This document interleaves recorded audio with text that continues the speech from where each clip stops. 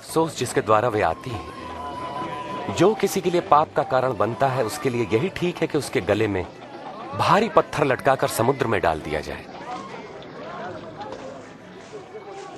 परमेश्वर का राज्य किसके समान है? वो ऐसा है, एक मनुष्य राई का दाना लेकर अपने खेत में बोता है और वो पौधा बढ़कर पेड़ बन जाता है और पक्षी उसकी डालियों पर घोंसला बनाते हैं। मुझे नहीं पता ये क्या कह रहा है। तुम चुंगी लेने वालों और अन्य पापियों के साथ क्यों खाते पीते हो? स्वस्थ लोगों को वैद्य की आवश्यकता नहीं होती, परंतु रोगियों को है। जो बहिष्कृत है, मैं उनको पश्चाताप का संदेश देने आया हूं, सम्मानितों को नहीं।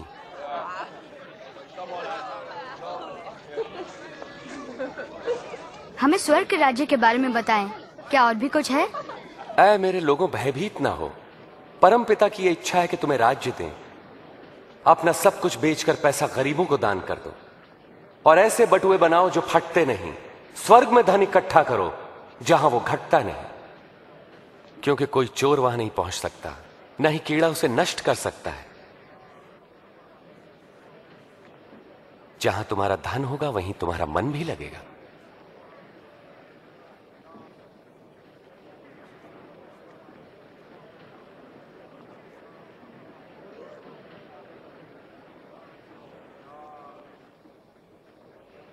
हे नारी, तुम अपनी बीमारी से मुक्त हुई।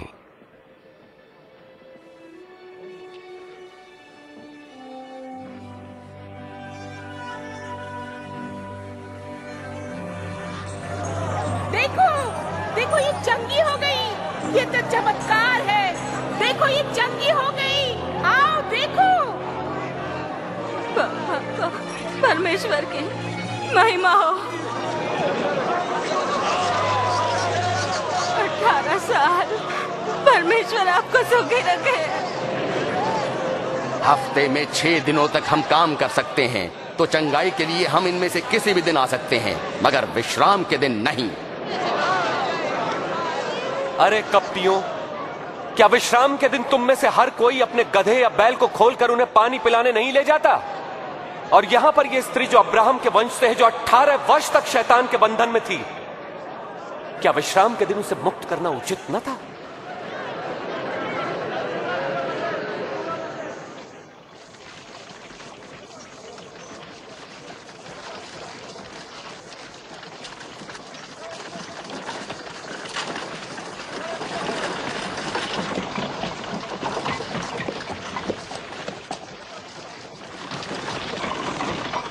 हे उत्तम गुरुजी, अनंत जीवन पाने के लिए मुझे क्या करना चाहिए? तुम मुझे उत्तम क्यों कहते हो? कोई भी उत्तम नहीं परमेश्वर के सिवा। तुम आज्ञाएं तो जानते हो। व्यभिचार न करना, हत्या न करना, किसी पर झूठे आरोप न लगाना, अपने माता पिता का आदर करना। परंतु ये सभी आज्ञाएं तो मैं बचपन से ही मानता आया हूं। तुम्हारे लिए भी एक काम करना आवश्यक है। अपना सब कुछ बेचकर धन गरीबों को बांट दो, तुम्हें स्वर्ग में धन मिलेगा। फिर मेरे पीछे हो लो। मगर हम तो व्यापारी हैं, बहुत धनवान।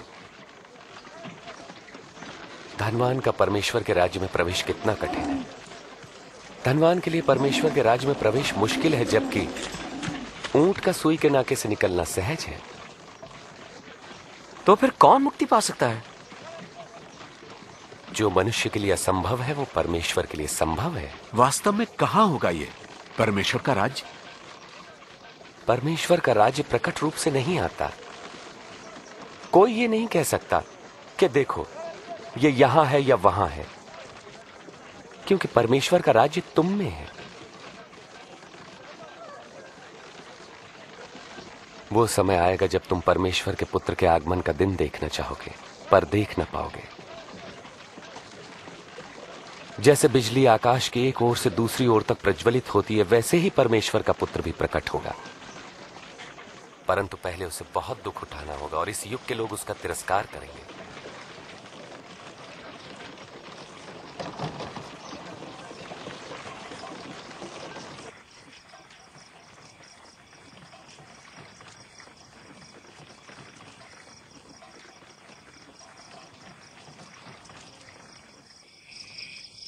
आकाश और पृथ्वी का टल जाना सहज है, परंतु परमेश्वर के वचन का एक शब्द निष्फल न होगा। मैं कहता हूं, जो तुम देखते और सुनते हो, बहुत से भविष्यवक्ताओं और राजाओं ने देखना और सुनना चाहा, परंतु ऐसा न कर सके। हम क्या करें? धर्मशास्त्र क्या कहता है? इसका क्या अर्थ है? तुम अपने प्रभु परमेश्वर को संपूर्ण हृदय, संपूर्ण प्राण, संपूर्ण सामर्थ्य, संपूर्ण मन से प्रेम करो। पड़ोसी को अपने समान प्रेम करो। तुमने ठीक कहा, यही करो तो जीवित रहोगे। मेरा पड़ोसी कौन है? वे सैनिक तो नहीं? क्या राजा होगा? एक बार एक मनुष्य यरूशलेम से यरीहो जा रहा था। तब डाकुओं ने हमला किया और लूटकर उसे अधमरा छोड़कर चले गए। तब एक धर्मगुरु वहां से गुजरा और उसे देखकर वहां से कतरा कर चला गया। इसी प्रकार एक पुरोहित भी वहां से निकला, पास आया, उस व्यक्ति को देखा और मुंह फेर कर चला गया। परंतु एक दलित ने मार्ग से गुजरते समय उस घायल मनुष्य को देखा और उसका हृदय दया से भर गया। उसने घायल के पास जाकर घावों को साफ किया, फिर उसे अपनी सवारी पर बैठाकर वो एक सराय में ले गया, जहां उसकी सेवा टहल की। दूसरे दिन मालिक को कुछ रुपए देकर उसकी देखभाल करने को कहा और कहा, जो कुछ खर्च आएगा मैं लौटने पर तुम्हें दे दूंगा। इन तीनों में से किसने डाकुओं द्वारा लुटे व्यक्ति से अच्छे पड़ोसी का फर्ज निभाया? जिसने उस पर दया की। फिर तुम भी यही करो। बच्चों को मेरे पास आने दो और उन्हें मना मत करो, क्योंकि परमेश्वर का राज्य ऐसों का ही है। मैं तुमसे सच कहता हूं, जो कोई परमेश्वर के राज्य को एक बालक की तरह ग्रहण नहीं करता, वो उसमें कभी प्रवेश न करेगा। जो कोई मेरे नाम से इस बालक का स्वागत करता है, मेरा करता है। जो मुझे स्वीकार करता है, मेरे भेजने वाले को करता है। तुम में सबसे छोटा ही सबसे महान है।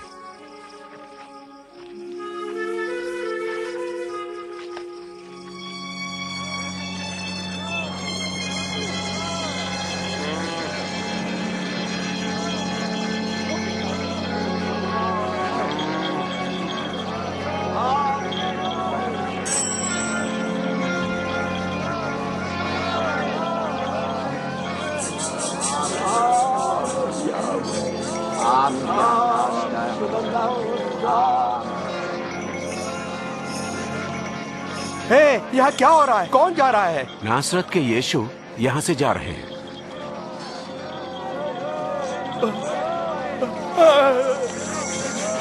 यीशु, प्रभु यीशु, हे दाऊद की संतान, मुझ पर दया करे।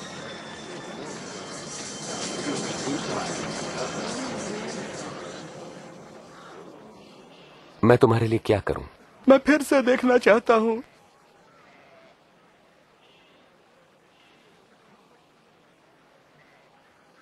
तो देखो, तुम्हारे विश्वास ने तुम्हें चंगा किया।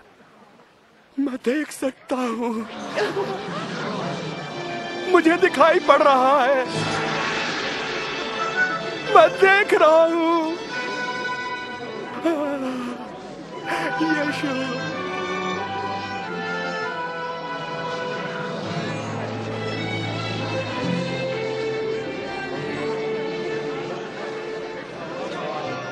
यरूशलेम जाते समय हर जगह प्रभु यीशु को भारी भीड़ मिली। लोग उनसे उद्धार का मार्ग और परमेश्वर के राज्य के बारे में और जानना चाहते थे।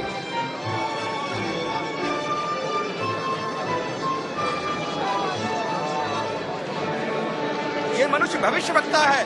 मेरे प्रभु और स्वामी, मुझे बचाइए।